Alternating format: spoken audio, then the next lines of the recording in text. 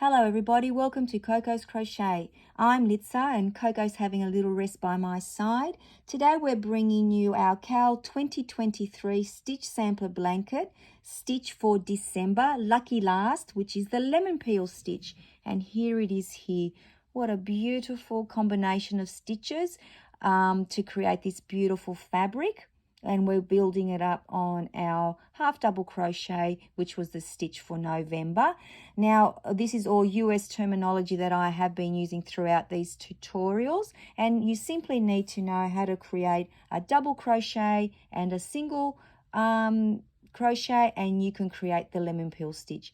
You may know it as a different, title, but that's what I know it as. So as always, have your yarn and your hook ready, a nice pair of scissors, a little darning needle, and some stitch markers, whichever ones you prefer to use. I'm going to keep this one for now because I'm going to need it. I'll put our little sample to the side for now and pick up our little swatch that I'll be creating with you. Now I do have a row of 14 for this tutorial of a count of 14 half double crochets, which we'll build on now. So as always, insert your hook and chain one. Now that chain doesn't count as a stitch, it's just our turning stitch. The very first stitch that we'll create is a double crochet. So yarn over, insert your hook into that first stitch or little V and create your first double crochet. As always, I like to pop on a stitch marker. That way I don't lose count. And then in the very next stitch, you're going to put in a single crochet. And then in the very next stitch, a double crochet. Now you will alternate between double crochet and single crochet for the length of your blanket.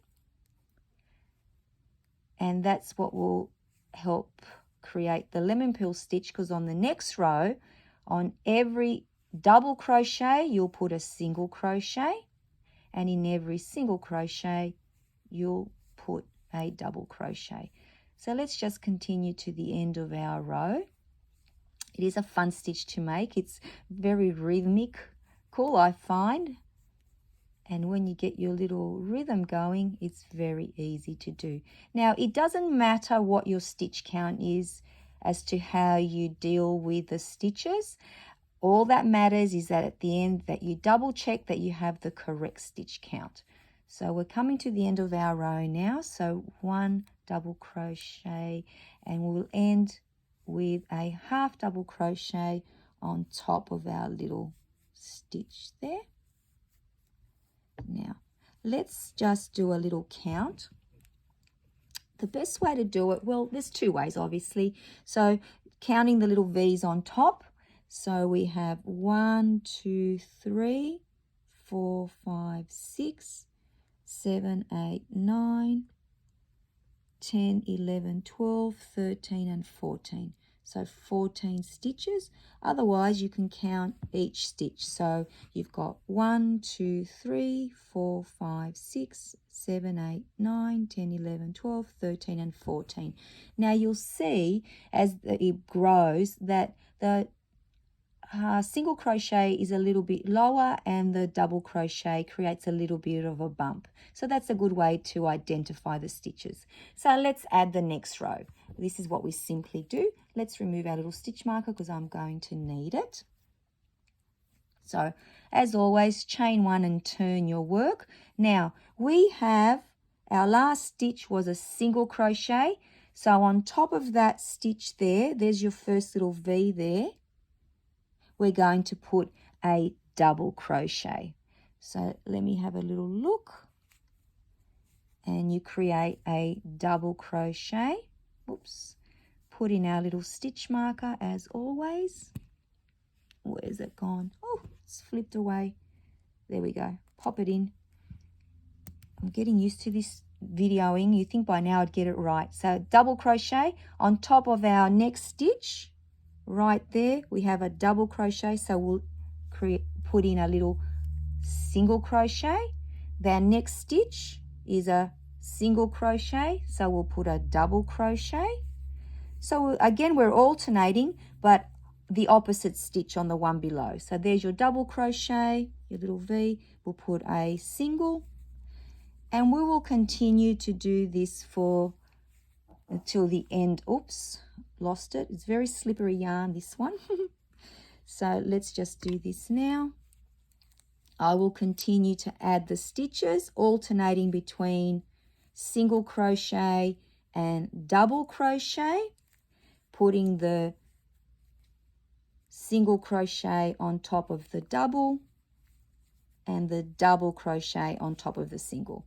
Now, as I said before, we don't have to worry at all about how we end or how we start. Like, there's no particular way other than making sure that you add the single on top of the double and the double on top of the single.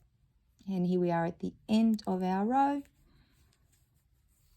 And again, there we go. As you can see, the little bumps are happening along the way. Oops. Which differentiates the stitches slightly for you, or you can continue using the method of counting each and every chain on top, which will give you the perfect stitch count as your blanket grows. Now, quite simply, continue doing that backwards and forwards until you create the amount of rows that you've been doing each month for your blanket. I hope you enjoy making the lemon peel stitch. I certainly do. It is a very nice dense fabric, and you can apply it to other projects as well, including wearables. It's actually a very nice one for wearables. I think I have made cardigans and jumpers using it personally, so maybe that's something you'd like to apply to as well. But for now, it is our December stitch for our stitch sampler blanket. I hope that you've enjoyed making it with me. I certainly have enjoyed bringing it to you.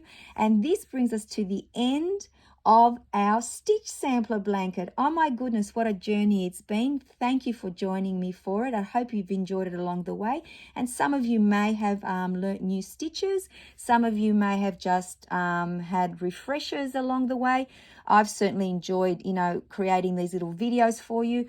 Thank you for being so patient with me. They have been a little bit amateurish at time, but I have learned a lot along the way. Thank you very much, everyone, once again for joining us. Pop these stitches into your blanket and then we're done, and I cannot wait for you to share them with me. Thank you, everybody. Take care.